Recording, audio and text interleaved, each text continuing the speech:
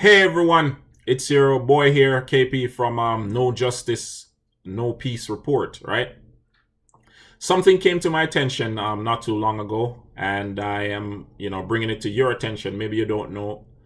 So basically, I was, checking social media, and I noticed a lady, can't remember her name right now, was talking about Bill 184.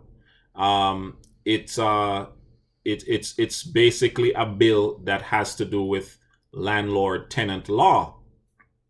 Decided, of course, to go check it, and I see a slew of articles and people just basically lifting their voices and calling attention to this. And so I decided to check it out. So basically, I'm looking at global news here, and I'll post these in the description box so you can read it for yourself. But I'm also lifting my voice in terms of, Premier Ford, man. Don't do this.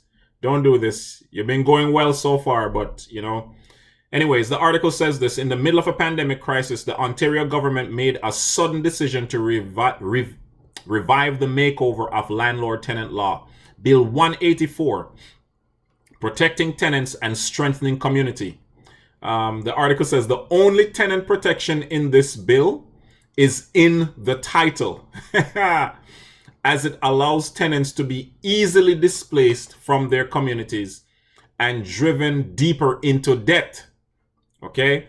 Similar to the decision to ignore the crisis in long-term care. That's another story that needs to be spoken of as well. This bill is extremely short-sighted, an extremely short-sighted approach to a long ignored and pressing social problem, says Kenneth Hale, the Director of Advocacy and Legal Services at the Advocacy Center for Tenants, Ontario. The pandemic crisis has deepened tenants' vulnerabilities, and Bill 184 fails to provide a clear plan to protect tenant homes when this pandemic crisis subsides. It's crazy. We're in a pandemic, and this is what's happening. Bill 184 has increased fines for landlords that decide to evict good rent-paying tenants and slightly changes some rules at the landlord and tenant board to make it easier to be a landlord. It also adds a massive caseload of debt collection to the landlord and tenant board's workload. These changes will not protect tenants and will only make tenants more insecure. Bill 184 threatens whatever justice the landlord and tenant board has been able to provide.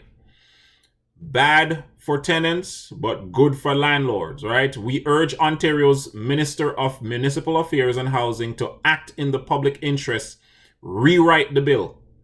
The protections that tenants need during the pandemic crisis and post-pandemic recovery must include the continued restriction of eviction to urgent cases where public safety is at stake. 2, restricting rent increases to maintain current rents, which already are unaffordable for nearly half of Ontario's tenants. 3, eliminate rent increases in newer units that are exempt from rent regulation as of November 2018. 4, limit rent gouging by landlords by restricting rent increases between tenancies. And 5, ensure that the landlord and tenant board's rules make ongoing preservation of homes the object of dispute and resolution. The article also points out that government programs are available to support businesses and can expand to help small landlords. Vulnerable tenants cannot afford to shoulder that cost. Protecting public health must take priority over protecting the financial wealth of property owners, says Mr. Hale. Putting tenants in jeopardy of homelessness and increased poverty is cruel, and it puts the lives of all Ontarians at risk. Bill 184, not a good bill. Not a good bill. and it is oppressing poor people. It is oppressed in the midst of a pandemic. In the midst of a pandemic, this is a nasty bill. Calling attention to it. I'm saying also to our premier, don't do this. Do not do this. This is wrong. And we're going to be making noise about this. It's your boy KP from the No Justice, No Peace report. Stay woke, stay red.